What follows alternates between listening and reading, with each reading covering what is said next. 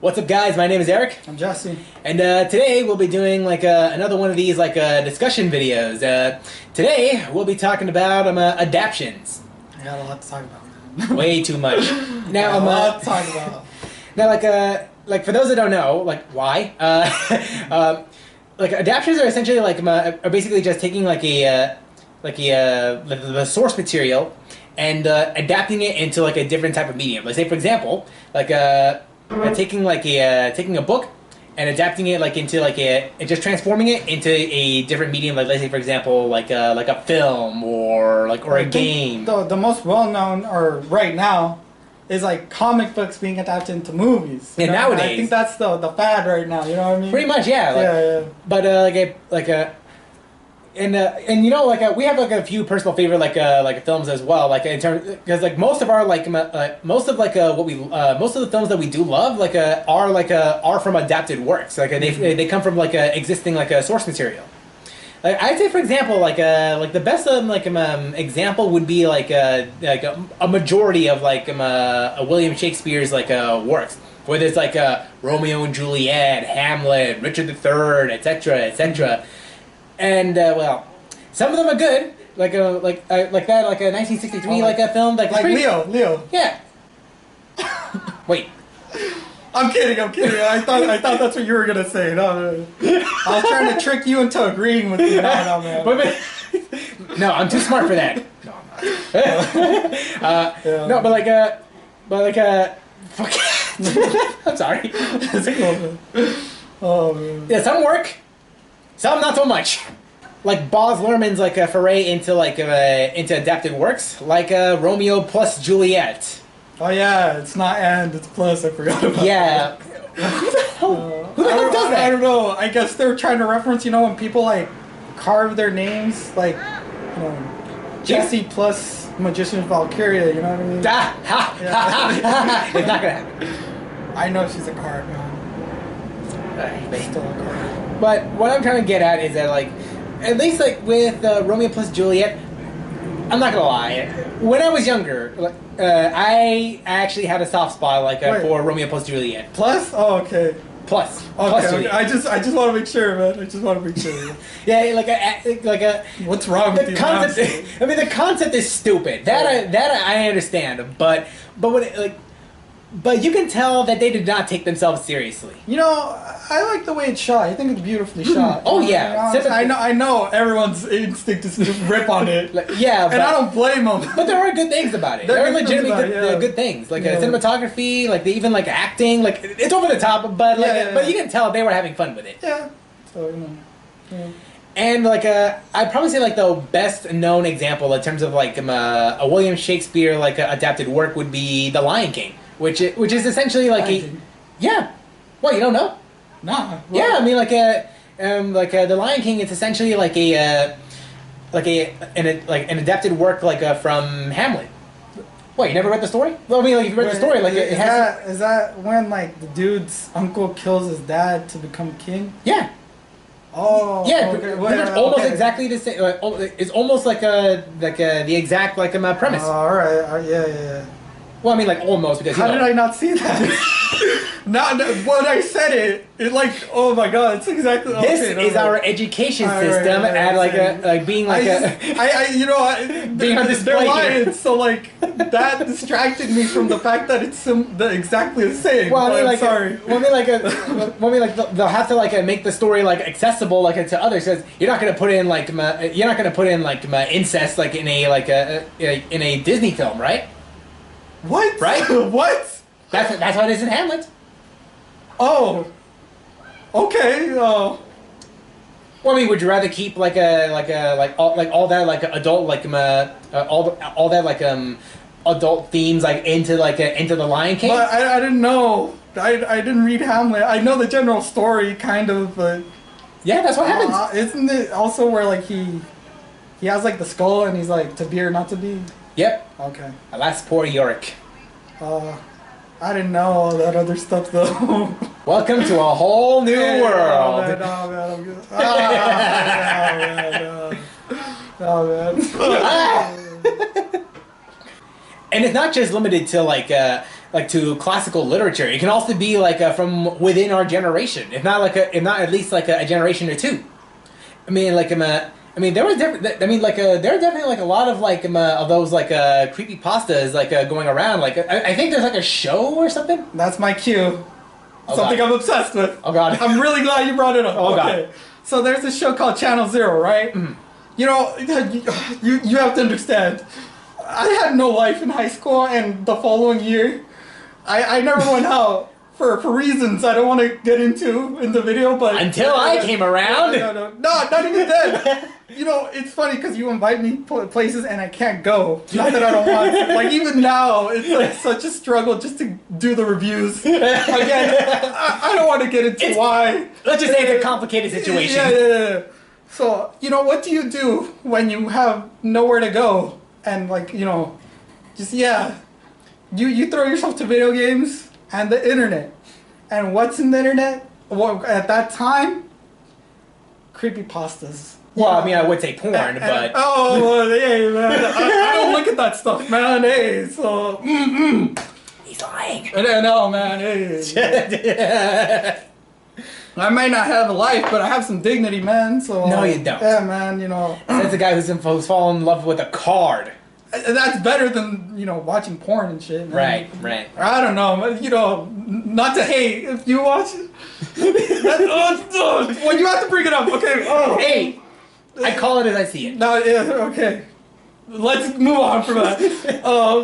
These urban legends, these, you know, scary urban legends, called creepypastas, you know, and, you know, I'm not gonna get into the whole history of it, okay? No, I'm pretty sure like it's super extensive. It's a long, like, history, okay? The long explanation based on the name, you know, creepypasta, like, whatever. Okay. Let me get my bearings. I'm still like reeling from. I'll say this. Like, I've read up like a few like when I was younger as well. Like, I'm not exactly that much of a stranger like of it, but but I do wonder like these like ideas like it feels so like it seems so like so detailed. Kind of makes you wonder like what it would look like if it was like, you know, on the screen. And they did that. And. It's okay. It's the first season's okay. It's based on Candle Cove. Mm-hmm.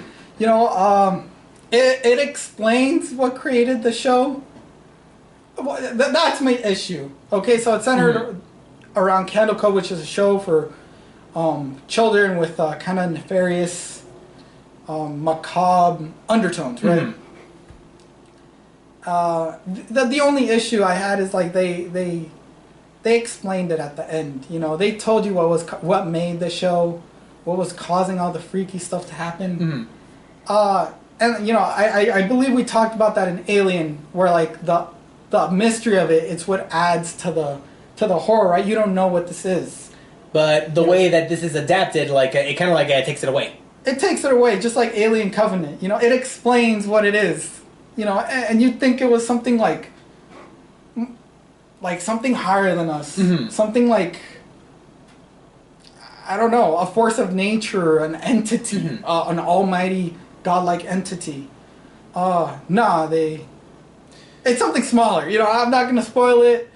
You know, and then, you know, going on to season 2. You know, I'll try to make this quick. Like, it just got worse. Yeah, you know. It's based on No End House, and it's so scary. I think the original creepypasta was so scary because like the main character doesn't really have trauma before he goes in, and I think that's something they changed in the season in the adaptation. Right? They give the characters tragic backstories, but it kind of makes it easy for the house to pick on them. You know what I mean?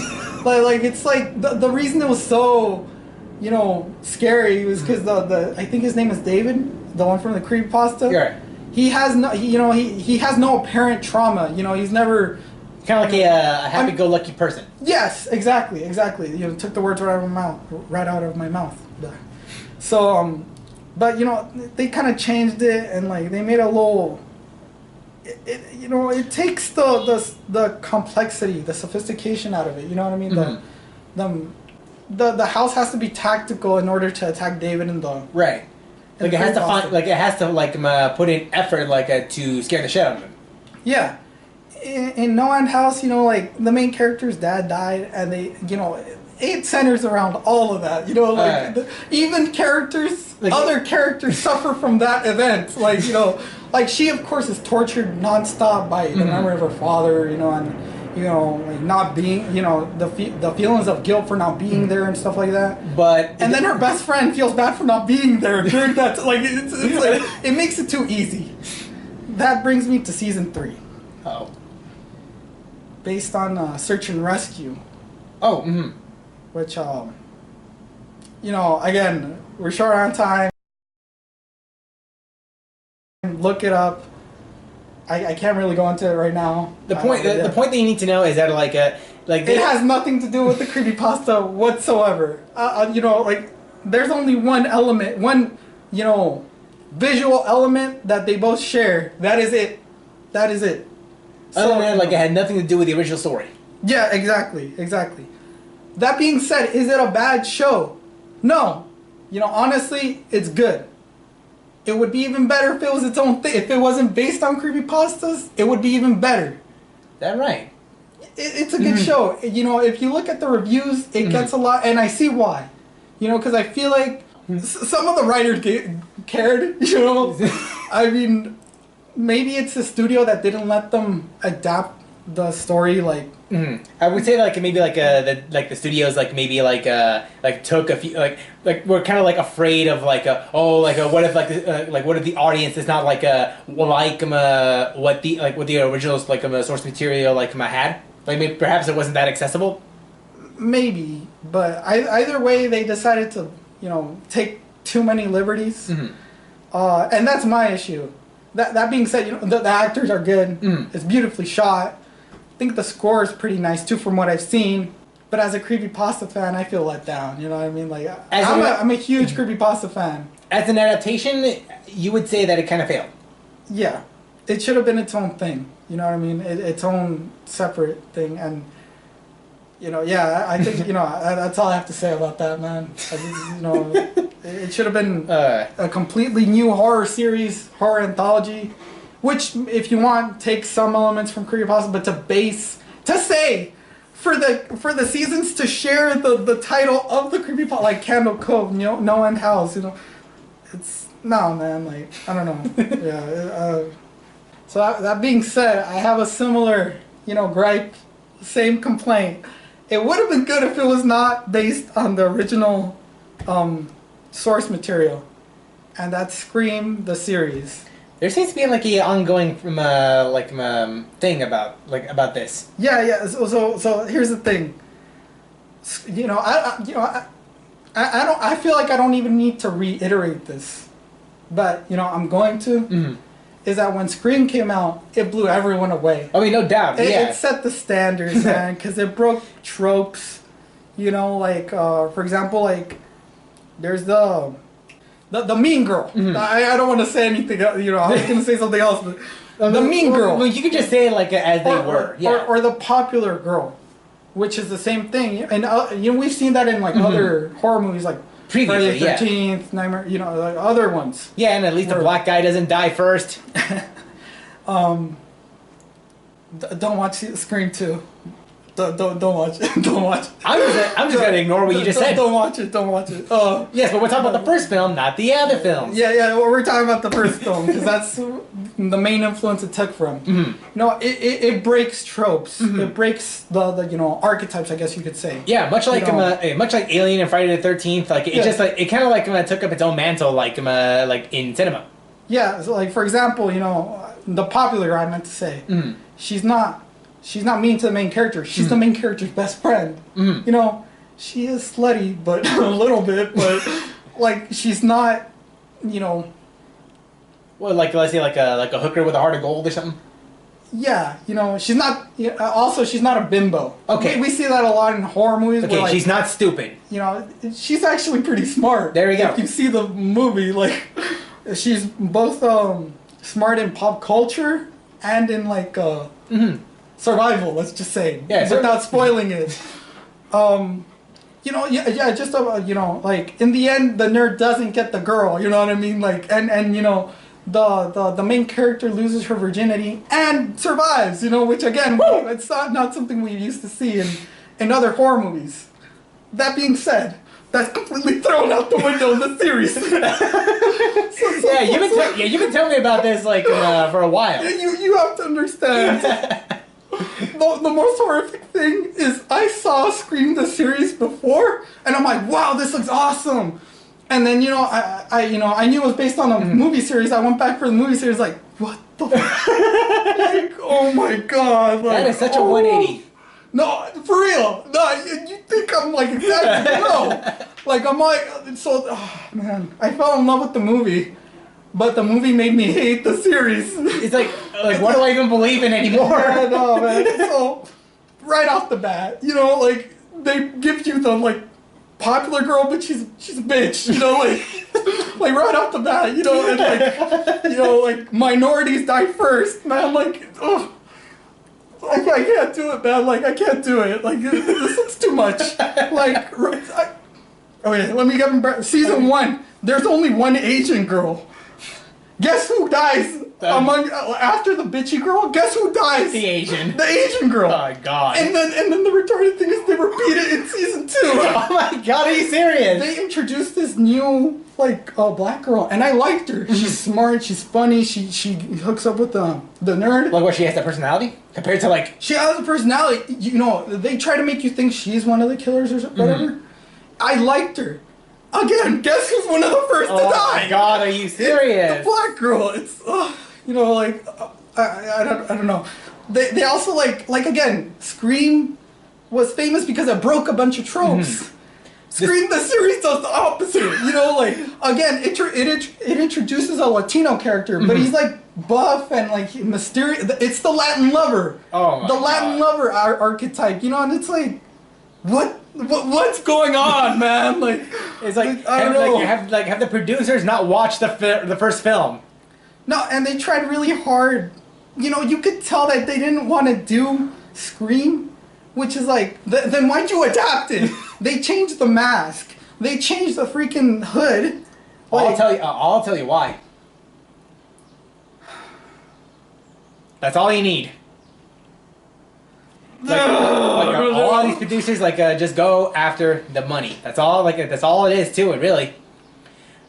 Although there are producers out there that that are more for the art rather than the money. I just wish there was more of those, man. And they do exist. They really do. They're not as they're not as frequent as they used to be back then. Nowadays because nowadays it's more of the business rather than the art. Yeah. There was a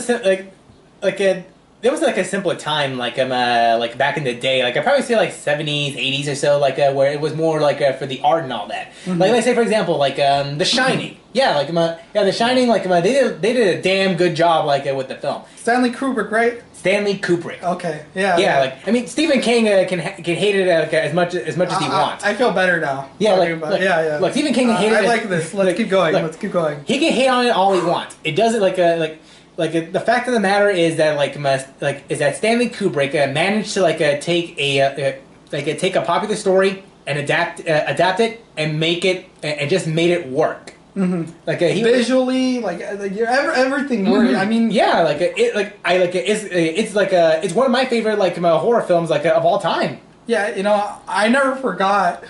I saw this as a 4-year-old. I didn't see the full movie. I was at my cousin's house. And I think I was waiting for him to get out of school. My aunt was taking care of me, and I was flipping to the channel, and then I saw it, dude. I saw it. The moment where Danny is on his little tricycle, and he's going through hallways, and then all of a sudden he comes up on the twins, man, and he's like, even though he's a little kid, he knows something isn't right. His family are supposed to be the only ones in the hotel, so right. So seeing these little girls is he just stays there and he's like, come play with us, Danny. Come play with us. And then it flashes to them dead on the floor. And even as a 4-year-old, I wanted to watch it. I was scared. But I'm like, dude. This seriously caught your attention. It was almost hypnotic. And then, my aunt saw it and was like, hey, change it. And I'm like, oh, okay. Oh. Yeah, but I never forgot it. ever. Now, It was ingrained into my memories. Like, now I was almost the same way, except like I was like around like roughly like 10 or 11 or so. Like I saw like a small snippet of it, like and I mean small, like it was just like a couple of seconds. It was just like it was just Jack Torrance like with his axe, like just breaking in like the another like, famous scene, yeah, just breaking into like into the bathroom, like just killing his wife and all that, and then the famous line, "Here's Johnny." That just like caught my attention, like and I wanted to watch the film, like all of it. Yeah. It's that made a top mark on history, man. It did. And other subsequent like Stephen King films as well, like love him or hate him, like they did pretty good, like all of them except for one, and you know which one but go on, we'll get to that later. I mean, like for example, that was a good that was a pretty good adaptation. One. Yeah, I love that one. Whether it's the Tim Curry one or this or the new one, like it's damn good. Mm-hmm. There was also Carrie as well, Misery, Shawshank Redemption. Yeah, a lot of these like even the cheesy ones. You still kind of like Langoliers. I'll admit, it's a guilty pleasure. Film. Yeah, like Langoliers, Tommy Knockers. Oh yeah. We're short on time. There's one I hate though. We'll get to that. No, I think it's time. You sure? All right. There's one I hate. That is unforgivable. But first, a small preface.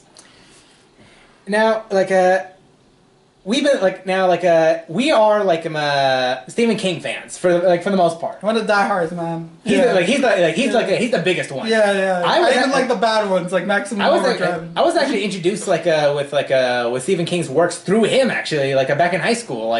He introduced me to to the Dark Tower series. That one when I read the first book, I was hooked. So I wanted to read all of them, whether it's Wolves of the Kala, A Song of Susanna, it was one large adventure. Something that actually kind of inspired me to start writing and all that.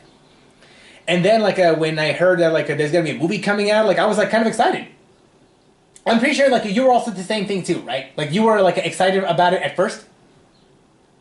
We all were. And then the movie came out. Isn't it ironic how his best books turned out to be the worst movies?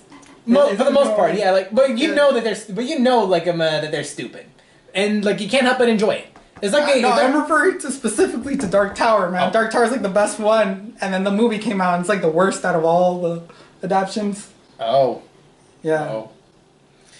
Now, I'm not gonna lie. When I first saw it, with him, we were in the theater, watching it and all that, and it's you remember when there was after Revenge of the Sith when there was a long hiatus where there was no Star Wars, and then Force Awakens and everyone lost their mind. Yeah, we're the only ones for Dark Tower because it's not really a well-known story.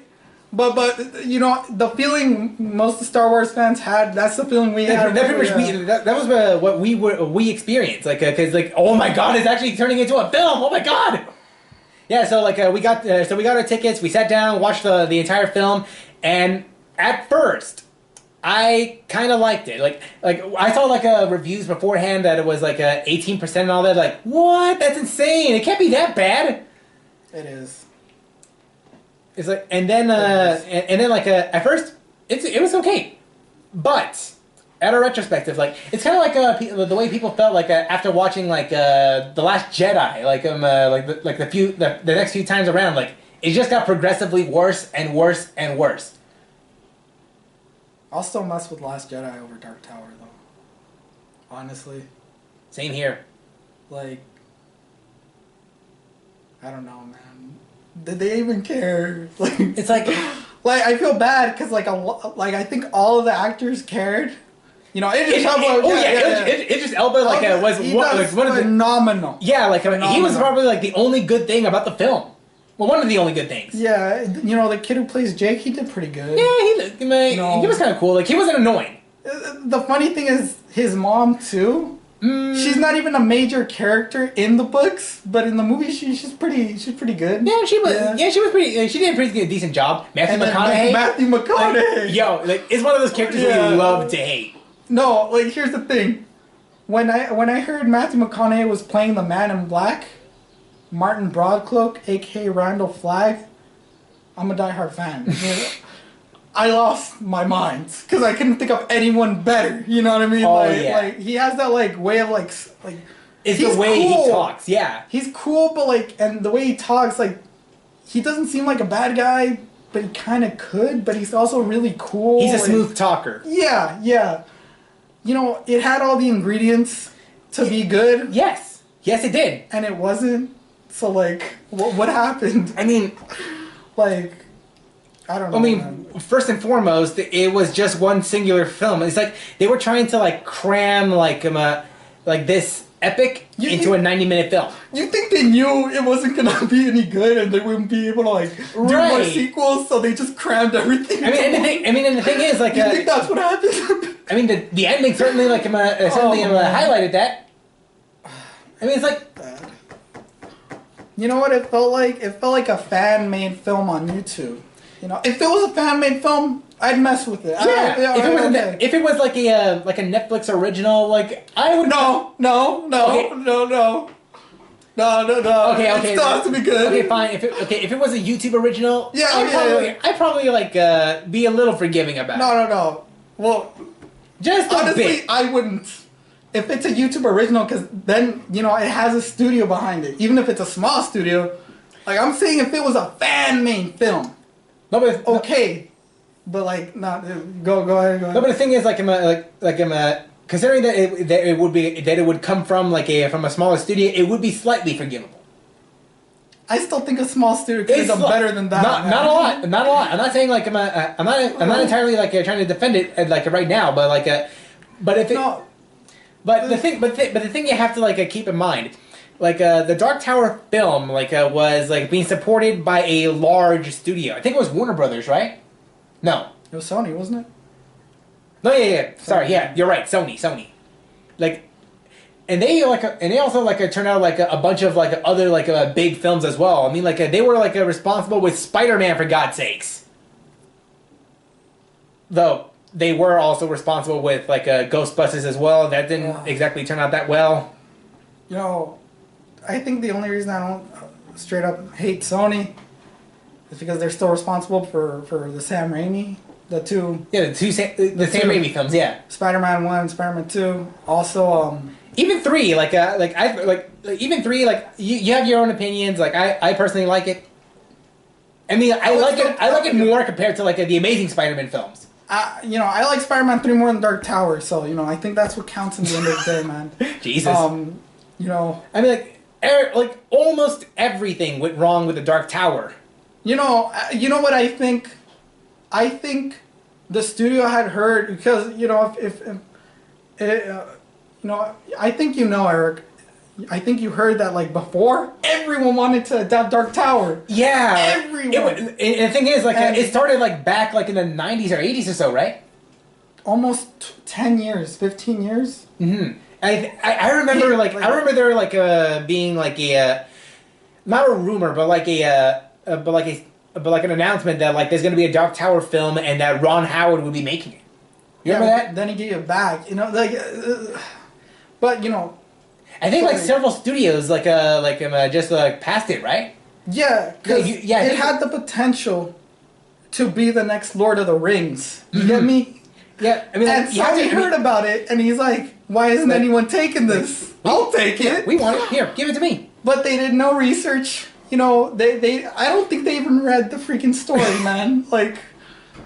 You know, they probably went on Cliff Notes, you know, and just highlighted what they thought would be the most popular, most important parts. That'll explain why Ghostbusters turned out the way it did. You know, and I would argue the same thing with Spider-Man. Honestly, I would take Ghostbusters over Dark Tower, though, man. I'm just kidding. No, you won't. No. You will not. I have to see it first. I have to see it first, and then we'll decide. It's not worth it, trust me. I feel like, you know, Sony saw it as profitable, but they weren't, you know, nowhere near versed in the They lore weren't. They weren't. or the plots. They were focusing on the money rather than the passion. If that makes sense. They wanted easy money. Mm-hmm. You could straight up. It's essentially a cash in. And then they try to like play it off as like, oh, it's not really an adaptation. It's a sequel. Because, you know, they included the whole idea of the Horn of the Elves, which he gets at the end of the series. Spoiler. But there was a better way to do it, wasn't it? There certainly is. Like, if it's a sequel, where was Eddie? Because if you remember, again, spoilers, in the next cycle, Eddie and Jake are brothers. Mm-hmm. You know what I mean? And then they meet Susanna. Where was Susanna? You know what I mean? Like, if it starts over, like, where were they? Where's the tech corporation? You know what I mean? If it starts over, like, what?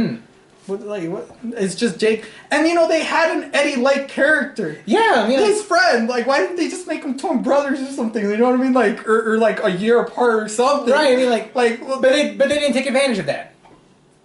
Because they didn't care, man. I mean, like, they just didn't care, and that's the, like, you know. It's honestly frustrating. Yeah. Because like there are like because the thing is like there are like ways like to make this good. Mm-hmm. I mean like right off the bat, you could have made it like they're pretty close in age, right? Roland comes and for whatever reason takes Jake, you know, because he needs him, you know, whatever.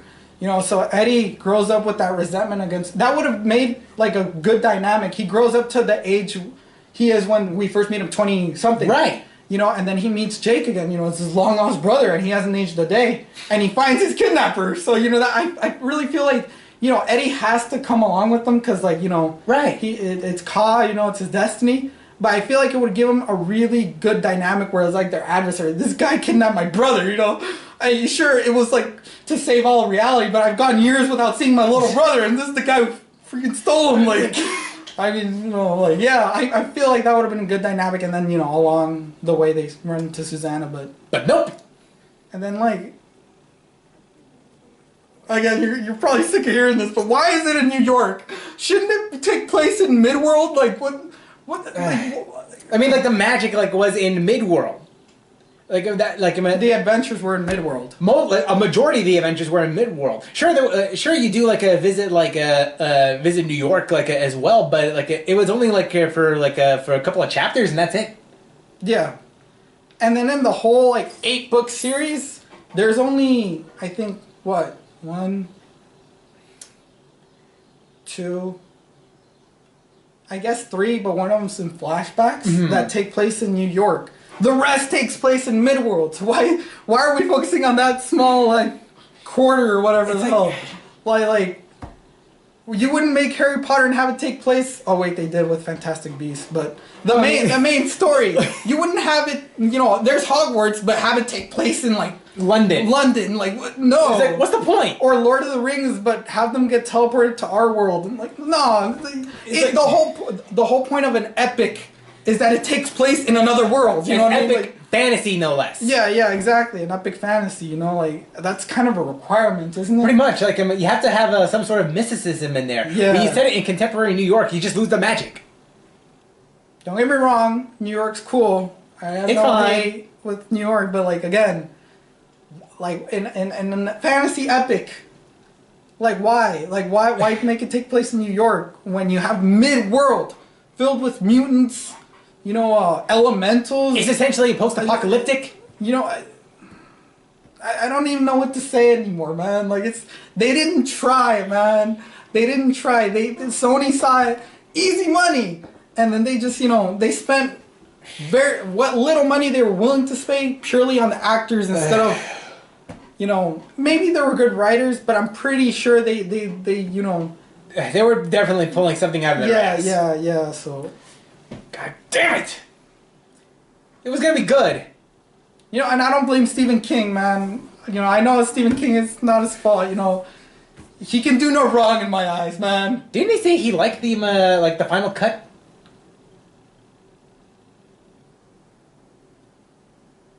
What? Yeah, didn't he say he liked the final cut of the Dark Tower? You have to understand. Once, like, they have the rights, they can do whatever the hell they want. the original like person. So I'm pretty sure Stephen King tried to be like, hey, you probably shouldn't do this. And they're like, shut up, Stephen King. We can do whatever the hell we want. We own the rights now. We bought the rights from you. It's like, this is our film now. Dude, I'm telling you, it's ours now. We can do whatever we want. Go home, write another book, whatever. Just hearing it hurts, man. Yeah, I feel like that's what happened. And, what's Stephen King gonna say? Don't go see the movie? No. He basically had no choice. Like, he's like, well... It's okay.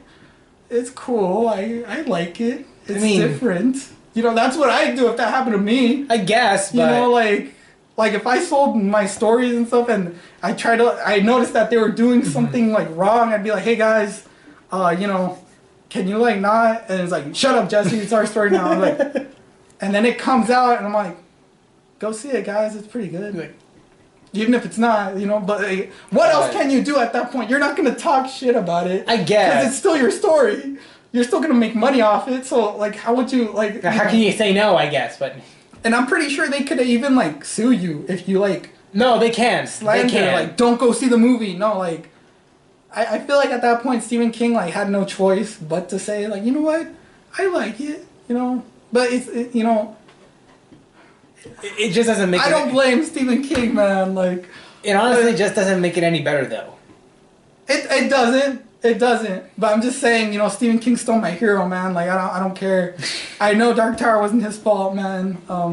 The only reason, like I said, the only reason I don't hate Sony, man, is because, like, the Sam Raimi Spider-Man, and I think they also took, they're partly responsible for Spider-Man PS4. They're also responsible for Venom.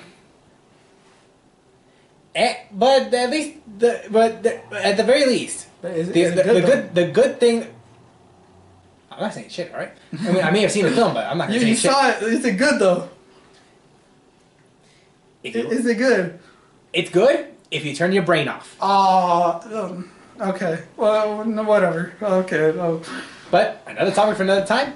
That's another. If there's one thing positive that I can say about about Sony at the moment. Other than Spider-Man for PS4, is that the animated Spider-Man is coming out. Oh, Into the Spider-Verse. Yeah, Into the Spider-Verse is coming out. That's the only good thing I can say about it. So for now. I want to bring up one more point before we, or unless you want to keep. You have more tights. No, go ahead. Unless you have more points you want to make. Oh no, let me just say. So there's this movie also based on a Stephen King. Story called Geralds Game, and long story short, there's a moment where a character hallucinates her, someone who's died, and she hallucinates him, and she's basically taunting her, and there's a moment. Hold on, I need to get my bearings. Breathe. Breathe. Yeah, like I need some air, man, because like. And it does. He's taunting her, right? Right.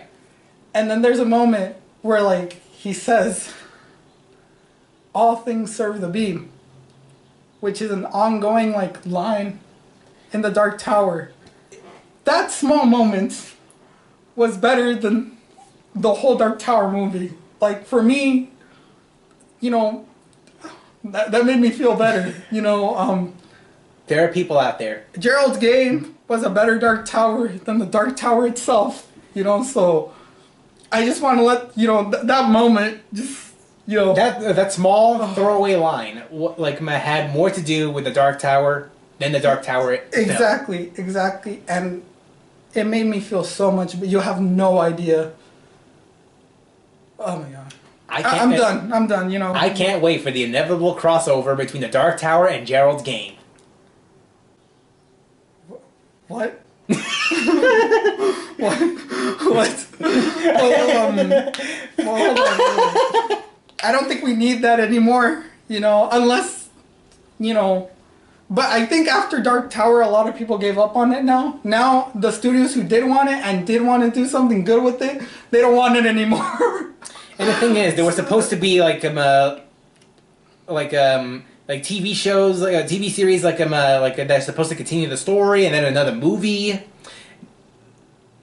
It's still gonna happen. The series. No shit. I don't know about the sequel, but I just hope Sony isn't involved.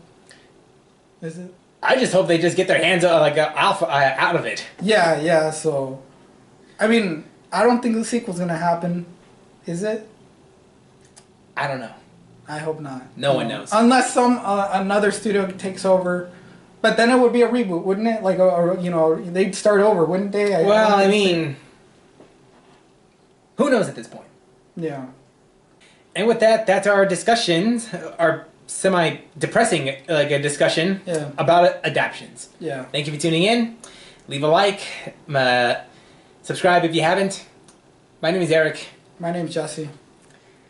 And I need a painkiller. Long days and pleasant nights.